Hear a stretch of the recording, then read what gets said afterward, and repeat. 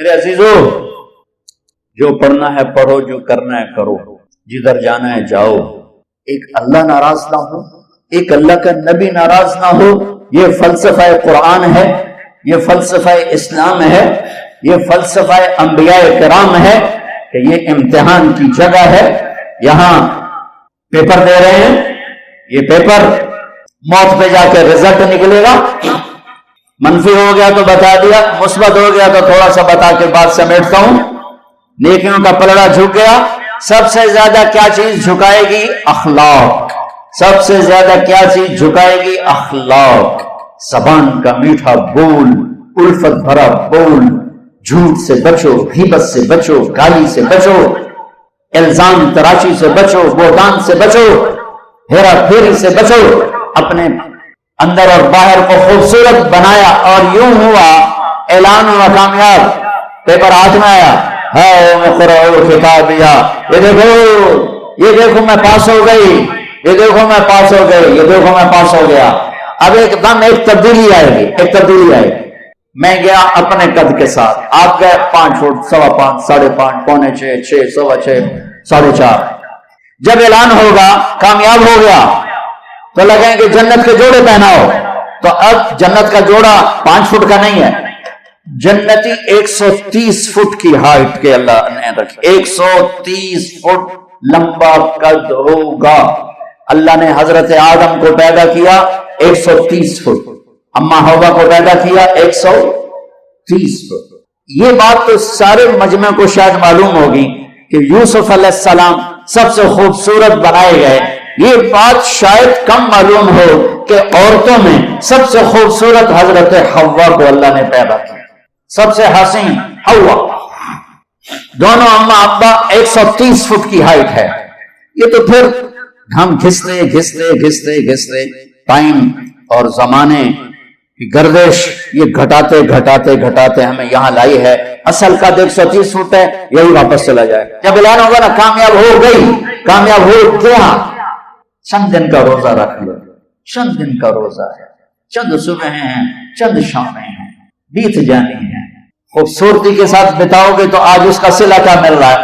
اللہ کہے گا جنت کا جوڑا، تو اس کا کیا آپ نے دیکھا کرین میں سے ڈنڈا نکلتا ہے یوں ایسے، تو ایک دم اس کا قد یوں جائے گا اور 130 فٹ کی ہائٹ پہ جا کر یہ فکس ہو جائے گا۔ پھر اللہ اسے جنت کے 100 جوڑے پہنائے گا، پہنے گی پہنائے گا، پہنے گی پہنائے گا، اور پورے جسم سے بال غائب ہو جائیں گے، صرف سر کے بال، بھووں کے بال، پلکوں کے بال، ہلکی مونچھیں، اور باقی سارا جسم شیشہ، اور 100 جوڑے، اور جوڑے لا کے نہیں ہٹے کر کے توڑے اتنے پاوے گا۔ ایک امر آئے گا تم دیکھو گے تو 100 جوڑے پہن چکے ہو گے، کیونکہ 100 جوڑے خود پامنے پائے گئے تو موڈے پہ رہ گئے نا پا کے۔ تو لہذا ہر کامیاب عورت، کامیاب مرد، ایک امر آئے گا، ایک بجلی کوندے گی، چمکے گی، اور 100 جوڑے ہوں گے، عورت کے مرد کے بھی سر پہ تاج ہوگا، اور ایمان والی عورت کے سر کے بال سر کی چوٹی سے اتریں گے اور پاؤں کی ایڑیوں کا بوسہ لیں گے۔ اتنے لمبے اللہ تعالیٰ بال نصیب فرمائے گا۔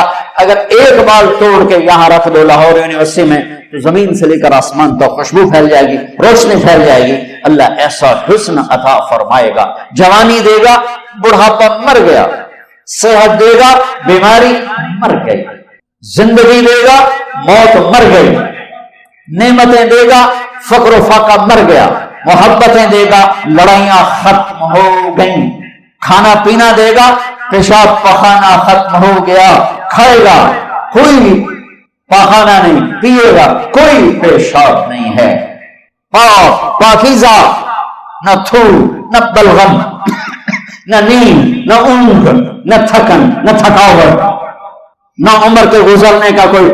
5 نبیوں کی صفتیں، آدم علیہ السلام کا قد، یوسف علیہ السلام کی خوبصورتی، داؤد علیہ السلام کی شیریں زبان، ایوب علیہ السلام کا دل، عیسیٰ علیہ السلام کی عمر، 6 بھی ہو گئے، کہیں 5 ہیں 6۔ محمد مصطفیٰ صلی اللہ علیہ وسلم والے اخلاق، نبی والے، میرے نبی والے اخلاق، عیسیٰ علیہ السلام والی عمر، 33 سال پہ فل سٹاپ لگ جائے گا, ٹائم آف ہو جائے گا. ٹائم آف ہو جائے گا تو وقت جو ہمارے اوپر اثر ڈالتا ہے وہ اثر ختم ہو جائے گا. تو 33 کروڑ سال کے بعد بھی 33 سال, اور 33 ارب سال کے بعد بھی 33 سال. اور کھائے گا ہر لقمے کی لذت پہلے سے زیادہ, پیے گا ہر گھونٹ کی لذت پہلے سے زیادہ. یہ جنت کا پانی ہے. اس میں یہ ڈالا انگلی کو, اور آسمان پہ بیٹھ کے انگلی کو یوں کر دیا. اس طرح سے زمین سے لے کر آسمان تک ساری کائنات میں خوشبو پھیل جائے گی. اور جنت کی سب سے اعلیٰ درجے کی شراب ہے تسنیم. تسنیم. باقی سارے چشمے چلیں گے, چشمے چلیں, زمین پر چلیں گے. دریا دودھ کا, دریا شہد کا, دریا پانی کا, دریا شراب کا. اللہ پلانے والا ہے, جلدی نہ کرو, جلدی نہ کرو, اللہ پلانے والا ہے. بلکہ اللہ نے ایک جگہ سورہ دہر میں پینے پلانے کی 3 مجلسیں بیان کی ہیں. ایک مجلس ہے ان الابرار یشربون من کاس کان مزاجها کافورا. ایک ہاتھ میں سرائی اٹھائے گا اور دوسرے ہاتھ میں جام پکڑے گا اور یوں ڈال کے پیے گا. یہ ہے 33 نمبر والی جنت. 33 نمبر والی جنت, 33 نمبر والی سب سے ادنا درجے کی جنت ہے. کہ وہاں کیا ہوگا کہ وہاں خود ڈال کے پی رہا ہے. یہاں بھی خدام ہوں گے, یہاں بھی خدام ہوں گے. فرق بتانے کے لیے 3 درجے کہ یہاں ڈالیں گے پیئیں. دوسرا درجہ ہے وَيُسْقَوْنَ فِيهَا كَأْسًا كَانَ مِزَاجُهَا زَنْجَبِيلًا. وہاں ان خود نہیں ڈالیں گے, ان کو نیچے ہے بوفے سسٹم, آپے پہوتے آپے کھاؤ. ٹھیک. اوپر والا درجہ ہے خدام سسٹم, نوکر سسٹم. نوکر ڈالے گا پیش کرے گا, نوکر ڈالے گا. یہ خادم ہوں گے موتیوں کی طرح چمکتے. وَيَطُوفُ عَلَيْهِمْ وِلْدَانٌ مُخَلَّدُونَ إِذَا رَأَيْتَهُمْ حَسِبْتَهُمْ لُؤْلُؤًا مَّنثُورًا. موتیوں کی طرح حسین نوکر خدام پیش کریں گے. پھر فرشتے پیش کریں گے, پھر جنت کی حوریں پیش کریں گے. میرے نبی نے فرمایا کہ تمہیں کن ہاتھوں سے جام پکڑائے گی کہ انگلی کا اتنا حصہ اگر سورج کو دکھا دیا جائے تو سورج نظر نہیں آئے گا. تو چہرہ کیسا ہوگا؟ میرے نبی نے فرمایا ایمان والی عورت جنت کی عورت سے 70,000 گنا زیادہ خوبصورت ہوگی. اور جنت کی عورت کا حسن میں نے یہ بتایا. اور 7 سمندر میں تھوک ڈالے تو 7 سمندر شہد سے زیادہ میٹھے ہو جائیں. اس کو تھوک آتا نہیں, تھوک تو عیب ہے. میں تھوڑیاں رالا کٹھیاں کٹھیاں کر کے زور زور مار کے تھو تھو کرے تو اگر کوئی ایک آدھ قطرہ بھی سمندر میں چلا گیا, کئی سال ہو گئے سمندر کا سفر, ہر سال ہو جاتا ہے کہیں نہ کہیں سمندر کا سفر ہو جاتا ہے. جب میں سمندر کی وسعتوں میں آتا ہوں تو مجھے حدیث یاد آتی ہے, یا اللہ کیا بنایا ہے تو نے, اتنے بڑے سمندر اور ایک قطرہ اس کا ایک رال اس کو ٹپک جائے تو 7 سمندر شہد سے زیادہ میٹھے ہو جائیں گے. سبحان اللہ, سبحان اللہ. تیسرا درجہ, اللہ ہمیں اس میں بنا دے. آمین تو کہہ دو. ہو گیا. وہاں نہ حوریں ہیں, نہ فرشتے ہیں, نہ نوکر ہیں, نہ بوفے ہے. وہاں ہے وَسَقَاهُمْ رَبُّهُمْ شَرَابًا طَهُورًا. وہاں اللہ خود پلا رہا ہو. خدا خود میر مجلس بود شب جائے کہ من بودم امیر خسرو. وہاں اللہ ہوگا, خود پلائے گا. وَسَقَاهُمْ رَبُّهُمْ شَرَابًا طَهُورًا. وہ نیچے والی کہیں گے یار کونوں یہ کیوں لگ گیا, وہ خود کہیں گے نیچے, وہ کہیں یا اللہ یہ اتنا پروٹوکول ہمیں کیوں ملا, ہمیں کیوں ملا. آپ خود ہی ساقی بن گئے تو اللہ فرمائے گا ان ھذا کان لکم جزاء وکان سعیکم مشکورا. میں دیکھتا تھا تمہیں, نافرمانی میں تم فرما بردار تھے, بدکاریوں میں تم پاک دامن تھے, حرام کے چکروں میں تم حلال پہ تھے, غفلتوں کے دیس میں تم بیدار تھے. تمہاری رات میری یاد میں گزرتی تھی, آنسو بہاتے, میں دیکھتا تھا. آج تیرا رب ساقی ہے, پی. اللہ اکبر. جنت کے ملنے کے بعد بھی ایک خلا باقی ہوگا. جب اللہ پردہ ہٹا کے سامنے آئے گا اور اپنا دیدار کرائے گا, بس وہیں کام ہو جائے گا. اور ایک آپ کو عجیب بات بتاؤں, آپ جنت کے نعمتوں کو دیکھیں گے ان 2 آنکھوں سے. آپ جنت کے نغمے سنیں. اللہ جنید جمشید کی مغفرت فرمائے. مجھ سے ایک دفعہ کہنے لگا ہم جو گانا تیار کرتے ہیں نا وہ 3.5 منٹ کا ہوتا ہے, 3.5 منٹ. اس پر بھی ہمیں مہینہ لگ جاتا ہے, اس سے بھی زیادہ لگ جاتا ہے. میں نے کہا 4 منٹ بھی نہیں, 3.5 کیوں؟ کہنے کا بور ہو جاتے ہیں لوگ، اتنا لمبا سنتے نہیں، بور ہو جاتے ہیں۔ میں نے کہا جنت میں جب اللہ محفل موسیقی سجائے گا، محفل موسیقی سجائے گا تو پہلا نغمہ 70 سال کا، 70 سال وہ ہوگا جنت کی حوروں سے۔ اللہ کہے گا جنت کی لڑکیوں سے، یہ میرے بندے آئے ہیں، یہ دنیا میں نہیں سنتے تھے، آج انہیں سناؤ۔ تو جنت کی لڑکیوں کی آواز ہوگی اور جنت کے درخت ساز بنے گے اور ہوا میوزک ڈائریکٹر بنے گی، ہوا انہیں ڈائریکشن دے گی، اور ان ہوا کی اس کا نام ہے مثیرہ، ہوا کا نام مثیرہ، میوزک ڈائریکٹر مثیرہ۔ وہ درختوں کے پتوں کو اس طرح ہلائے گی کہ ہر درخت، ہر ٹہنی، ہر شاخ، ہر پتے سے وہ دھن نکلے گی جو دوسرے سے جدا ہوگی اور آپس میں مکس نہیں ہوں گی، ہر دھن کی لذت الگ سنو گے۔ اس کے ساتھ جنت کی لڑکیوں کا گانا ہوگا، 70 برس تک بیٹھے سنتے رہو گے۔ میرے رب کی عزت کی قسم، ایسے بیٹھے ہو نا تو یوں نہیں ہو سکو، یوں بیٹھے ہو تو ایسے نہیں ہو سکو گے، ایسے ہو تو سیدھے نہیں ہو سکو گے، اتنا اللہ اس میں تمہیں مزہ دے گا، گم ہو جاؤ۔ پھر اللہ کہے گا کیسا ہے؟ ارے واہ، 60 ہمارے پنجابی میں کہتے ہیں 60۔ تو اللہ کہے گا اس سے اچھا سنو، کہیں گے اچھا وہ کیا ہے؟ تو اللہ کہیں گے یا داؤد، داؤد آؤ بیٹھو، یہ میرے بندے بندیاں ہیں، انہیں آج خوش کرو۔ اس کائنات میں سب سے سریلی آواز داؤد علیہ السلام، جب وہ زبور پڑھتے تھے تو پہاڑ ہلتے تھے، پہاڑ، جنگل کے جانور باہر نکل آتے تھے اور بیٹھ کے سنتے تھے، اتنی آواز۔ وہ کہیں گے یا اللہ وہ تو دنیا میں تھی، کہا میں نے واپس کر دی کئی گنا۔ اب داؤد علیہ السلام کی آواز اور جنت کا ساز جنت والوں کو جنتی بھول جائے گی۔ پھر اللہ فرمائیں گے کیسا؟ کہیں گے مزہ، کہیں گے اس سے اچھا سناؤں، وہ کیا ہے؟ تو اللہ کہیں گے یا حبیبی یا محمد، اے میرے حبیب، حبیب اللہ، اے میرے حبیب آئیے محفل کو رونق بخشیے۔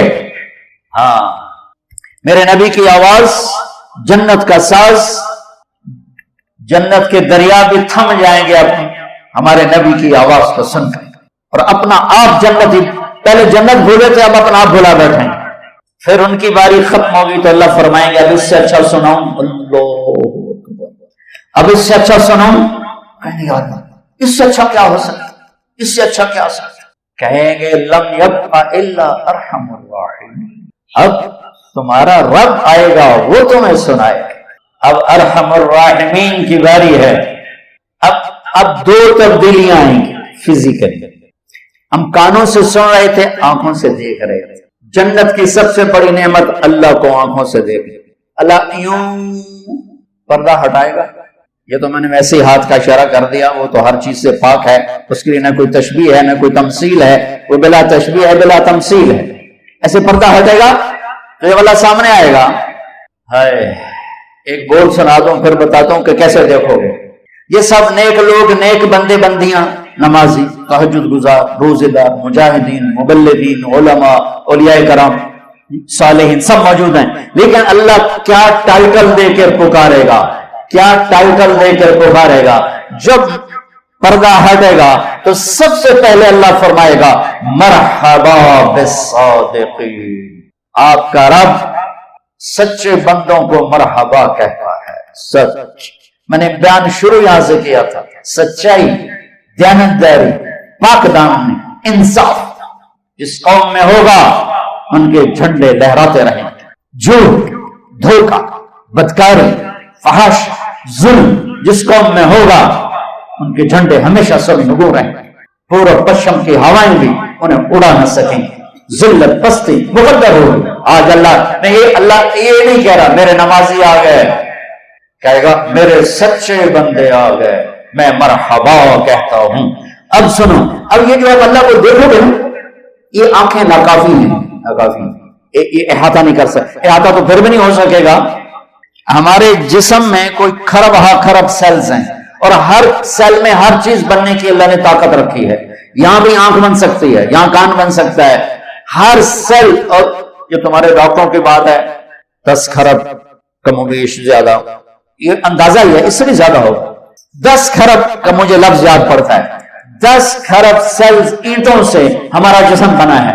جب اللہ سامنے آئے گا یہ آنکھ نہیں، ہر سیل کو اللہ آنکھ کی طاقت دے گا اور آپ پورے جسم سے اللہ کو دیکھو، پورے جسم سے خوبصورت شکل آنکھوں میں آتی ہے تو اندر تک چلی جاتی ہے، جب سارے وجود سے اللہ کا نور اندر جائے گا تو کیا حال ہوگا۔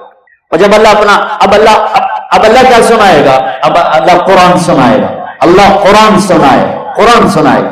ابھی تمہارے کان نہیں سنیں گے، سر سے لے کر پاؤں تک جتنے سیلز ہیں سب میں اللہ کان کی طاقت پیدا کرے گا، تمہاری پوری باڈی اللہ کے قرآن کو سنے گی، اللہ کے کلام کو سنے گی۔ پھر اللہ ایک ایک کا نام لے کر کہے گا کیا حال ہے، خوش ہو، ٹھیک ہو، راضی ہو، خوش ہو، کوئی تکلیف؟ ایک مرد عورت ایک ایک ایک ایک ایک سب کا نام لے کر پھر اللہ کہے گا خوش ہو، کہیں گے اللہ بڑے خوش۔ اللہ کہے گا جنت کے مزے اور بڑے، تو اللہ تعالیٰ فرمائے گا جنت سے بڑی چیز دوں، میں تمہیں جنت سے بڑی چیز دوں؟ یا اللہ اس سے بڑی کیا چیز ہے؟ تو اللہ کہیں گے جاؤ میں راضی ہو گیا، چل موج۔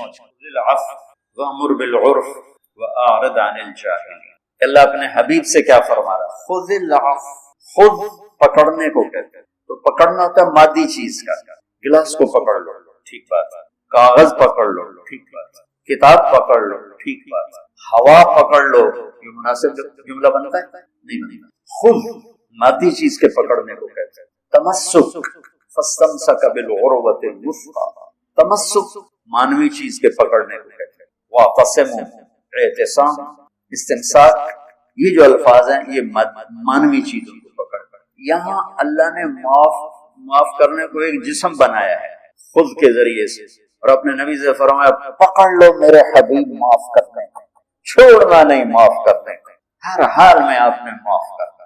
جان سے بڑھ کر کوئی دشمن ہوتا ہے، آپ کے درخت کے نیچے آرام کرتے ہوئے بدو نے تلوار آپ ہی کی اٹھائی اور آپ کی پسلی میں ماری، ایسے جہاں چبوئی، آپ یوں ہو کے اٹھ کے بیٹھ گئے تو آگے تلوار سیدھی کر گئے، اس کا نام تھا غورث، بدو تھا غورث، کون بچائے گا تمہیں؟ تو آپ مسکرائے، صحابہ دور دور سوئے ہوئے تھے، تو آپ نے مسکرا کے فرمایا اللہ کہنا تھا کہ اس کا ہاتھ کانپنے لگا، تلوار گر گئی، اب تلوار آپ نے اٹھا کے سیدھی کی، آپ نے کہا تجھے کون بچائے گا؟ کہنے لگا میں نے تو ہی بچاؤں گا، اس کو تو اوپر والے کا پتہ نہیں، تو کہتا مجھے تو ہی بچائے گا، کون خیر عاقب۔ آپ نے فرمایا کلمہ پڑھتے ہو؟ کہتا نہیں، کہا جاؤ معاف۔ جب وہ کہہ رہا کلمہ نہیں پڑھتا تو اب نبی کے قتل کا ارادہ کر کے اسے قتل کیا جائے، کلمہ پڑھ لیتا تو معاف تھا، اس نے کہا نہیں میں کلمہ نہیں پڑھتا، کہا جاؤ معاف۔ خذ العفو، میرے محبوب معاف کرنے کو پکڑ لے۔ دین کے کام کے لیے بلکہ ہر آدمی کے لیے اچھے اخلاق ایک لباس کی طرح، لباس کے بغیر تصور ہے بیٹھنے کا؟ ایک لمحہ لباس کے بغیر گزر سکتے ہیں؟ میں 15-20 منٹ کے بعد پانی کا گھونٹ پیتا ہوں، 15-20 منٹ میرے گزر جاتے ہیں۔ کھانا تو ایک وقت کا کھا کے 6 گھنٹے کے بعد ضرورت پڑتی ہے، 7 گھنٹے کے بعد ضرورت پڑتی ہے، لیکن لباس 7 سیکنڈ کے لیے بھی جدا نہیں ہو۔ تو میں اس آیت سے میں نے یہ مطلب نکالا ہے اور میں تشبیہ دیا کرتا ہوں کہ یہاں اخلاق کو اللہ نے لباس بنایا ہے اور ہمیں اس میں انسان بنایا ہے، اور ہمیں اس میں دعوت کا کام عطا فرمایا ہے کہ اوپر خذ العفو، نیچے اعرض عن الجاہلین، اور درمیان میں وامر بالعرف۔ خذ العفو، یہاں اعرض عن الجاہلین، یہ ہے وامر بالعرف، کہ دین کے کام کرنے کے لیے اوپر بھی اخلاق لاؤ، نیچے بھی اخلاق لاؤ، پھر دین کا کام کرو تو لوگ قبول کریں گے، ورنہ کڑوا سمجھ کے تھوک دیں گے۔ کیوں آج لوگ مسجدیں کیوں ویران؟ شکر ہے تبلیغ کی محنت سے مسجدیں کچھ آباد ہوئی ہیں، یہ نوجوان نسل آنا شروع ہوئی ہے، ورنہ مسجد میں بوڑھوں کے سوا کوئی ہوتا ہی نہیں۔ تم تبلیغ والوں کو دعا دیں جن کی گشتیں اور جن کے رونے دھونے اور جن کے پیدل سفر، جن کی قربانیاں، بے لوث قربانیاں، جس پر اللہ تعالیٰ نے ایک بہت بڑے مجمع کا رخ پھیرا۔ اللہ کا فضل ہے کہ ایک ہوا چلی اور ایک نظام بنا ہے، اور اس کے پیچھے اس تبلیغ کی خوبصورت، اور اس میں کوئی شک نہیں ہے کہ انہوں نے صبر کے ساتھ، اخلاق کے ساتھ، اگر جیسے اللہ کہہ رہا ہے ویسے اخلاق ہوتے تو پتہ نہیں کتنے باطل کی دیواریں ٹوٹ چکی۔ وہ 40 دن کے لیے اخلاق ہوتے ہیں، گھر میں جا کے کرتا اتار کے پھر وہی خان صاحب بن جاتے ہیں، میاں صاحب بن جاتے ہیں، چودھری صاحب بن جاتے ہیں، نواب صاحب بن جاتے ہیں، وہ سارے اخلاق تبلیغ میں ہی چھوڑ کے آ جاتے ہیں۔ اگر یہ مستقل ساتھ ہوں تو پورے باطل کے چوٹ مارنے تو میرے اللہ نے اپنے حبیب سے کہا کہ معاف کرنے کو پکڑ لو، چھوڑنا نہیں، جاؤ معاف۔ وحشی آیا، وحشی حمزہ کا قاتل، جن کی لاش کو دیکھ کر میرے نبی اتنا روئے کہ ہچکی لگ گئی، اور پہلی دفعہ جبریل آپ کے آنسو پوچھنے کے لیے آئے، یا رسول اللہ، اللہ فرما رہے ہیں آپ روئے نہیں، ہم نے عرش کے اوپر لکھوایا ہے حمزہ تو اسد اللہ و اسد رسول، حمزہ اللہ اس کے رسول کے شیر ہے۔ آتے کہنے لگا میں آپ سے پناہ کا طلبگار ہوں، پوچھنا چاہتا ہوں۔ اسلام کہتا ہے وَإِنْ أَحَدٌ مِّنَ الْمُشْرِكِينَ اسْتَجَارَكَ فَأَجِرْهُ حَتَّى يَسْمَعَ كَلَامًا، تو آپ نے فرمایا اگر تم مجھ سے پناہ نہ مانگتا تو مجھے زیادہ پسند تھا کہ تیرا سر اڑا دے، لیکن تو نے پناہ کی طلب کی ہے تو تجھے پناہ ہے، بول کیا کہتے ہیں۔ چچا کے قاتل کو یوں بٹھانا سامنے، خُذِ الْعَفْوَ، کہنے لگا تیرا رب کہتا ہے زنا کرے، قتل اور شرک کرے وہ جہنم میں جائے گا، تو میں نے سارے یہ کام کیے، تو میرے لیے کوئی راستہ ہے؟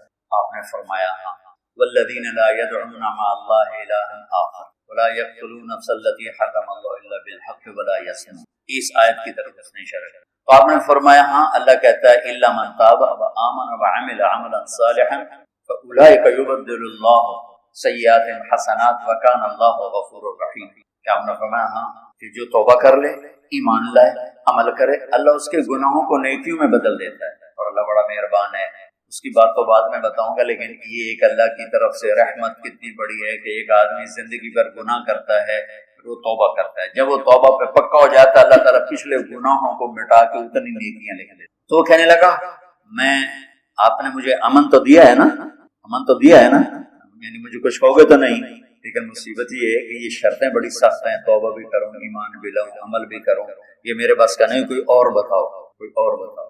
تو ہم نے کہا ہاں، اللہ کہتا ہے ان اللہ لا یغفر ان یشرک بہ ویغفر ما دون ذلک لمن یشاء، اللہ شرک معاف نہیں کرے گا، باقی جسے چاہے معاف کرے گا۔ کہنے لگا میں، تم نے مجھے امن دیا ہے نا، تم نے امن دیا ہے نا، مجھے کچھ کہو گے تو نہیں، تو لیکن یہ بتاؤ اگر اس نے، وہ کہتا ہے جس کو چاہوں معاف کروں، اگر مجھے معاف نہ کیا تو میرے کلمہ پڑھنے کا کیا فائدہ ہے؟ یہ چچا کے قاتل کے ساتھ بحث ہو رہی، میں کہ اڑا دو اس کی گردن، کلیجہ کاٹ کے رکھ دیا ہم سب۔ کہا وہ مجھے معاف نہ کرے تو پھر میرے کلمہ پڑھنے کا کیا فائدہ؟ خذ العفو بتا رہا ہوں، خذ العفو۔ آپ نے کہا ہاں، میرا اللہ کہتا ہے یا عبادی الذین اسرفوا علی انفسہم لا تقنطوا من رحمت اللہ ان اللہ یغفر الذنوب جميعا انہ هو الغفور الرحیم۔ اے میرے نافرمان بندو، گھبرانا نہیں، توبہ کرو، سارے معاف کرو۔ کہنے لگا اما ھذا فنعم، یہ ہوئی نا بات۔ تو پھر اس نے کلمہ پڑھا، اتنے نخرے چچا کے قاتل سے اٹھائے۔ ہمیں کوئی اوئے کر دے تو ہم زندگی بھر اس سے بولنا چھوڑ دیتے، اوئے کیوں کی تھی، انہوں نے اینج کیوں ویکھے، اتنا تکبر اندر اترا ہوا ہے، عجب اتنا اندر میں اترا ہوا ہے، دین کا عجب ہے تو اپنے سوا سب کو کافر سمجھ رہے ہیں اور اپنے آپ کو جنت کے ٹھیکیدار سمجھ رہے ہیں، باقی سب جہنم میں جائیں گے، بس ہم ہی جنت میں۔ ارے بھائیو، جس نے کلمہ پڑھا ہے انشاءاللہ کلمے پہ موت آئے گی، جنت میں جائے گا، چاہے سیدھا چلا جائے، چاہے دو ہوتے جاوے گا، دو چار کھلے پودے کھا کے پہنچ جاوے گا انشاءاللہ۔ یہ ایسی نفرت، یہ وہ اہل حق ہی نہیں ہے جو صرف اختلاف رائے پر نفرت کا شکار ہے، کو اہل حق کہلانے کا حق ہی نہیں۔ انبیاء کا مزاج ہے جو جتنا دین سے دور ہے اتنی اس سے محبت کرو، اتنا اس کو قریب کرو، شاید توبہ کر کے جہنم سے۔ خذ العفو، میرا اللہ کہہ رہا ہے میرے محبوب معاف کرنے کو تھام لے، اور پھر ایک آیت چھوڑ کر آگے کہہ رہا ہے وَأَعْرِضْ عَنِ الْجَاهِلِينَ، اور جو جاہل سے مراد جاہل نہیں، زیادتی کرنے والے، وَأَعُوذُ بِكَ مِنْ أَنْ أَجْهَلَ أَوْ يُجْهَلَ عَلَيَّ، یہ یہاں مراد کہ زیادتی کرنے والے اگر زیادتی کریں تو آپ درگزر فرمائیں، اب منہ پھیر، جیسے مجھے کہا ہی نہیں۔ امام زین العابدین سبحان اللہ، ایک آدمی آپ کو گالیاں دینے لگے تو آپ منہ یوں کر کے بیٹھ گئے، آل رسول کو گالیاں دے رہا ہے، جگر گوشہ رسول کے جگر کو گالیاں دے، تو جگر گوشہ ہوا مطلب وہ ابھی تو صرف ایک واسطہ آگے بڑھا ہے، دو واسطے آگے بڑھے ہیں، تو آپ کی شان میں گستاخی کر کے گالیاں دے رہا ہو، آپ یوں کر کے بیٹھ گئے۔ وہ یہ سمجھا کہ انہوں پتہ ہی کوئی نہیں، میں نادر حال گل کر رہے ہیں، تو سامنے آ کر کہنے لگا ایاک آنی، تینوں گالی کر رہے ہیں۔ آپ نے فرمایا وعنک اغضی، میں بھی تمہیں ہی معاف کر رہا، تو ایک دم پاؤں پکڑ کے چومنے لگا کہ اہل البیت کے ایسے ہی اخلاق، آل رسول کے یہی اخلاق۔ ایک آدمی نے آ کر کہا حضرت فلاں آدمی آپ کے بارے میں یہ کہہ رہا تھا، یہ کہہ رہا تھا، یہ کہہ رہا تھا۔ آپ نے فرمایا اگر وہ سچ کہہ رہا ہے تو اللہ مجھے معاف کرے، اور اگر وہ جھوٹ کہہ رہا ہے تو اللہ اس سے معاف کرے۔ بچوں، پڑھو سیرت، پڑھو اپنے نبی کی زندگی، صحابہ کی زندگی، اہل البیت کی زندگی، اللہ کے نیک بندوں کی زندگی، اولیاء کرام کی سیرت پڑھو کہ کس طرح، مطلب معذرت کے ساتھ جتنا دین صوفیاء نے پھیلایا ہے اتنا علماء نے نہیں پھیلایا ہے، کہ علماء کی لوکال کے جھگڑوں میں صوفیاء اخلاق کا پیکر ہوتے تھے، حسن سلوک اور اخلاق سے لوگوں کے عالم بھی ہوتے تھے، عالم بھی جتنے بڑے نام ہیں سب علم والے، انڈیا کی سرزمین پر جن کا نام گونجا، خواجہ معین الدین اجمیری چشتی رحمۃ اللہ سید، وہ اہل علم ہوتے تھے، پھر اہل تصوف ہوتے، پھر ان کے اخلاق کی گونج لوگوں کے دلوں کو خرید، خشک مزاج اور خشک کلام، تو سکی روٹی طرح کھا سکتے ہو، پراٹھا بھی پیا ہوا ہے، سکی روٹی کھاؤ تو بیمار بھی آکھے گا پراٹھا ہی کھانا۔ ایک آدمی میٹھے بول مجھ سے بولتا ہے، لوگ اس کی زیادہ سنیں، ایک کی زبان پہ گالی اور فتوے کے سوا ہے ہی کچھ نہیں، کون سن؟ ہم لوگوں کو ہماری نئی نسل دین سے متنفر ہو گئی، تو میرا اللہ کہہ رہا ہے خذل عفو، معاف کرنے کو میرے نبی یوں پکڑی، وامر بالعرف، درگزر کیجیے اور بھلائی کی بات کیجیے، عرف معروف، معروف کہتے ہیں اس چیز کو جس کا اچھا ہونا سب کو معلوم ہے۔ تبلیغ کے کام کے لیے یہ بہت خوبصورت آیت ہے کہ تبلیغ کے لیے عالم ہونا ضروری نہیں، ہاں علم کی مسند پر بیٹھنے کے لیے عالم ہونا ضروری، شریعت کا مسئلہ سمجھانے کے لیے عالم ہونا ضروری، حلال و حرام کی پہچان کروانے کے لیے عالم ہونا ضروری۔ معروف نیکی کو نہیں کہتے، نیکی مجازن نام ہے، معروف وہ چیز جس کا اچھا ہونا سب کے دل و دماغ پر چھایا ہوا ہو، سچ بولو کیونکہ سب کے دل و دماغ میں سچائی کی قیمت ہے، جھوٹ مت بولو، یہ معروفات۔ تو پہلے یہ بہت اعتراض ہوتا تھا، یہ عالم ہوتے نہیں تبلیغ کرتے ہیں، عالم ہوتے نہیں تبلیغ کرتے ہیں، وہ غلط فہمی کی وجہ سے تھا۔ تبلیغ میں ان چیزوں کی بات ہوتی ہے جو جن کا نیک ہونا سب کو پتا ہے، اس کی بات کوئی بھی کر سکتا ہے، مسائل بتانے ہیں، شریعت بتانی ہے، فقہ کا کوئی مسئلہ بتانا، عالم ہونا ضروری، اس کے لیے ہم کسی عالم سے رجوع کریں گے، وہ عالم ہی اس سیٹ پر بیٹھ کر وہ بات بتا سکتا ہے۔ تو میرے نبی نے، میرے اللہ نے یوں کر کے کر دیا، اوپر خذل عفو، میرے محبوب درگزر کو یوں پکڑی، اور پھر اب بھلائی کی بات کی، اور کوئی مانے یا نہ مانے اور جہالت پہ اترے تو آپ درگزر کیجئے۔ زندگی خوبصورت بنانے کا طریقہ اور ہے، اور ضروریات زندگی کو خوبصورت بنانے کا طریقہ اور ہے۔ ضروریات زندگی خوبصورت بنتی ہیں پیسے سے، اور زندگی خوبصورت بنتی ہے میرے رب کی بتائی ہوئی ترتیب زندگی سے، اور میرے محبوب پاک صلی اللہ علیہ وسلم کی سمجھائی ہوئی ترتیب زندگی سے زندگی میں حسن آتا ہے۔ اور یہ آیت اسی میں سے ہے، اگر زندگی کو آپ حسین دیکھنا چاہتے ہو، زیادتی کرنے والے سے درد اور بھلائی کی صدا لگاتے رہو۔ مجھے اگر جبت ہیں جماعت کی آستینوں میں، مجھے ہے حکم اذان لا الہ الا اللہ۔ آج 20 رمضان ہے، رات 20 رمضان کی ہے، اس دن میں مکہ فتح ہوا، غزوہ بدر 17 رمضان المبارک 2 ہجری، 6 برس کے بعد فتح مکہ 20 رمضان المبارک۔ میرے نبی پاک صلی اللہ علیہ وسلم 8 رمضان کو مدینہ سے نکلے۔ اس کی بنیاد پڑی صلح حدیبیہ، اب 1500 صحابہ کے ساتھ عمرہ کرنے آئے۔ قریش کی ضد سامنے آئی کہ نہیں کرنے دیں، ضد کو ضد سے نہ تو، ضد چھوڑ، اپنی ضد چھوڑ، اگر عافیت کی زندگی چاہتے ہو تو کوئی ضد لگائے نہ تو ہار مان۔ صلح حدیبیہ ایک زندگی کا اصول ہے۔ آج تم جاؤ، گھر ٹوٹے پڑے ہیں چھوٹی چھوٹی باتوں پر، کہ یہ بھی ضد پہ ہے، وہ بھی ضد پہ ہے، مر جانے والے، مٹی ہو جانے والے، ایسی گندی گندی چیزوں پر اڑ کے کھڑے ہوتے ہیں کہ اپنے آپ کو بھی تباہ کر دیتے ہیں، خاندان کو بھی تباہ کر دیتے ہیں، لیکن ایک معمولی سی ضد کو نہیں چھوڑ۔ صلح حدیبیہ ایک بہت بڑا سبق ہے، ہمیں ضد چھوڑنے کا درس ہے بہت بڑا۔ جب میرے نبی 1500 جان نثار ساتھ تھے اور انہوں نے کہا نہیں کرنے دیں گے، اگر یہ حملہ کر دے تو مکے کو اٹھا کے باہر پھینک دے، آپ نے کہا اچھا بھائی نہیں، معاہدہ لکھ لو۔ تو حدیبیہ میں ایک معاہدہ لکھا گیا کہ اس سال واپس جاؤ، عمرہ نہیں کرو، اور صحابہ میں احتجاج، نہیں ہم کر کے جائیں گے، اگلے سال آؤ گے عمرے کے لیے، ہتھیار نہیں لاؤ گے، 3 دن مکہ میں ٹھہرو گے، چوتھے دن نکل جاؤ گے، ہم میں کوئی کلمہ پڑھ کے مدینے جائے گا اسے واپس کرو گے، تم میں سے کوئی کلمہ چھوڑ کے مکے آئے گا ہم واپس نہیں کریں گے۔ اب شرطیں سن رہے ہو کیسی سخت ہیں۔ 10 سال کے لیے جنگ بند ہوگی، جو قبیلہ جس کے ساتھ جڑنا چاہے جڑ جائے، دو قبیلے آپس میں لڑیں تو مکے والے اپنے ساتھ جڑنے والوں کی مدد نہیں کریں گے اور مدینے والے اپنے ساتھ جڑنے والوں کی مدد نہیں کریں گے. یہ ایک معاہدہ میں یہ بھی ایک تاریخ معاہدہ طے ہو گیا.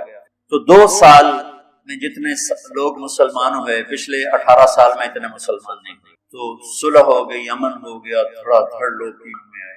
ایک قبیلہ بنو بکر، انہوں نے دوستی لگائی مکے والوں سے، اور ایک ہے بنو خزاعہ، انہوں نے دوستی لگائی مدینے والوں سے. ان دونوں میں ہو گئی کسی بات پہ لڑائی. تو ابو سفیان نے در پردہ چھپکے چھپکے بنو بکر کی مدد، جس سے بنو خزاعہ کو شکست ہوئی اور ان کے کافی بندے مارے گئے، اور یہ بات کھل گئی کہ یہ مکے والوں نے معاہدے کی خلاف ورزی کی. تو بنو خزاعہ یہ خبر لے کر مدینہ پہنچے اور بڑے دردناک اشعار پڑھ کے اپنی ساری کہانی سنائی. آپ عصر کا وضو فرما رہے ہیں تو آپ ایک دم کھڑے اور آپ نے کہا اب ہمارا اعلان جنگ ہے اہل مکہ کے خلاف. تو چاروں طرف راستے بند کروا دیے کہ کوئی خبر باہر نہ جائے، کسی قسم کی کوئی خبر باہر نہ جائے. انہی دنوں میں وہ عورت آئی سارا، جو بنو مطلب کی باندھی تھی، تو آ کر کہنے لگی مدد کے لیے آئی ہوں، بھوک نے تنگ کیا ہے. آپ نے فرمایا کلمہ پڑھو گی؟ کلمہ. آپ نے فرمایا تو بڑی گانے والی تھی، تو قریش نے تیرا گانا چھوڑ دیا. گانا سناتی تو وہ پیسے دیتے. جب سے بدر میں سردار مارے گئے میرا گانا کوئی نہیں. آپ نے کہا اس کا گھر بھر کر. بنو مطلب سے کہا اپنے خاندان سے، جو کہ ہمارے خاندان کی باندھی ہے، لہذا تم سارے اس کو جھولی پر. انہوں نے خوب دے دیا. جا رہی تھی تو حاتم بن ابی بلتہ رضی اللہ عنہ نے خط لکھ کے نا اس کو دے دیا کہ مکے والوں کو دے دے. اس میں اطلاع کر دی کہ اللہ کے نبی آ گیا. یہ بدری صاحب یہ اتنا اہم یا اتنا خطرناک قدم تھا کہ اس کے لیے جبریل آئے. صحابہ سے اور بھی خطائیں ہوئی، بڑی بڑی خطائیں ہوئی، جبریل نے آ کے نہیں بتایا. لیکن یہ ایسی خطا ہوئی کہ جبریل آیا یا رسول اللہ حاتم نے خط دے دیا ہے اس عورت کو، وہ عورت جا کے مکے والوں کو دے گی، آپ اس سے خط واپس لیں. تو اللہ کے نبی نے حضرت علی، حضرت مقداد کو بھیجا پیچھے، اور وہ اس عورت سے خط چھین کر لائے. تو جب وہ خط آیا تو آپ نے کہا حاتم یہ کیا؟ تو حضرت عمر کہنے لگے یا رسول اللہ اس کو چھوڑیں، یہ منافق ہے، میں اس کی گردن اڑاتا ہوں. تو آپ نے فرمایا عمر دیکھو اپنے نبی کیا کہ مجرم کے وکیل بن کے کھڑے بول رہے. اتنی بڑی خطا ہوئی کہ جبریل کو آ کے بتانا، اور میرے نبی عمر کو کہہ رہے ہیں کہ عمر تجھے خبر ہے یہ بدر والوں میں سے، اور میرے اللہ نے کہا ہوا ہے بدر والے جو مرضی کرے میں نے معاف کر دیا. ان کا یا رسول اللہ آپ جلدی نہ کریں، نہ منافق ہوں نہ نافرمان ہوں. آپ کے ساتھیوں کے سارے رشتہ دار مکے میں ہیں، ان کے بچوں کی حفاظت کریں گے. میں غریب آدمی، میرا وہاں کوئی بھی نہیں، میرے بچے وہاں ہیں، مجھے پتا ہے یہ خط چلا جائے یا نہ جائے اللہ نے آپ کو فتح دینی ہے. تو میں نے مکے والوں پہ احسان کرنے کا ارادہ کیا تھا کہ میرے بچوں کی حفاظت کریں. تو آپ نے فرمایا اللہ رسول تیرے عذر کو قبول کرتے ہیں. یہ ہوتا ہے ساتھیوں کی کمیوں سے درگزر کرنا. ہمارے ماحول میں درگزر نہیں، چھوٹی سی خطا پر اس طرح تباہ کر دیتے، اس طرح ہلاک کر دیتے ہیں کہ ہم نے بڑے بڑے ذی استعداد ساتھی کو گم کر دیا. اس نے یہ کیوں، یہ کیوں؟ آپ نے حضرت امیر معاویہ سے فرمایا تھا معاویہ انک ان اتبعت عورات الناس افسدتهم، کہ معاویہ اگر تو لوگوں کو چھوٹی چھوٹی باتوں پر پکڑ دھکڑ کرے گا تو انہیں تباہ کر دے گا. حضرت معاویہ رضی اللہ عنہ فرمایا کرتے تھے جب اللہ نے مجھے حکومت دی تو میں نے اس حدیث پہ عمل کر کے لوگوں کو اپنے ساتھ جوڑا کہ درگزر. خذ العفو کا ایک مطلب یہ بھی ہے کہ آپ بس جو ظاہری لوگوں کے اعمال ہیں اسی پر آپ ان سے معاملہ کریں، ان کے اندر مت جائیں. حضرت تھانوی رحمۃ اللہ علیہ نے اس کی ایک یہ تفسیر بہت خوبصورت تفسیر کی ہے خذ العفو کی، کہ آپ لوگوں کے جو ظاہری اخلاق ہیں، ظاہری اعمال ہیں، بس اسی کو قبول فرمائیں. عفو زائد، اور ان کے اندر کیا ہے، یہ منافق ہے، یہ شراب پیتا ہے، یہ چوری کرتا ہے، اس کو آپ اللہ کے سپرد فرما دیں اور آپ ان کے ساتھ حسن سلوک رکھیں، گلے لگائیں، پیار کریں، محبت کریں. کیا کریں، سیرت سے دوری نے ہمیں اندھا کر دیا، کہیں کا نہیں چھوڑا. پتہ نہیں کیا کیا پڑھ کے کیا کیا ہمارے اخلاق بن گئے، عجیب انتقامی سا مزاج بن جاتا ہے. سبحان اللہ، درگزر کو لازم پکڑیے. اور دوسرا مطلب کہ اپنے ساتھیوں کے اندر، حالانکہ آپ تو ویسے ہی دیکھ لیتے تھے، آپ کو ایک ایک منافق کو پتا تھا. آپ نے نماز پڑھتے ہوئے فرمایا تم مجھ سے پہلے رکوع سجدہ کیوں کرتے ہو؟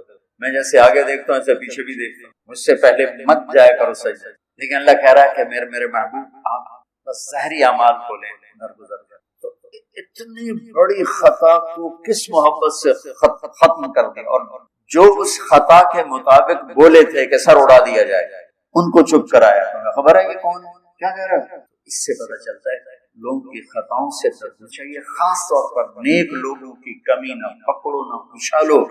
وہ انسان ہی نہیں جس سے خطا نہ ہو، وہ انسان ہی نہیں جس سے خطا نہ ہو، چاہے وہ بہت بڑا اولیاء کرام میں سے ہو یا بہت بڑے غافلین میں سے ہو، خطا انسان کی زندگی کا لازمی حصہ ہے۔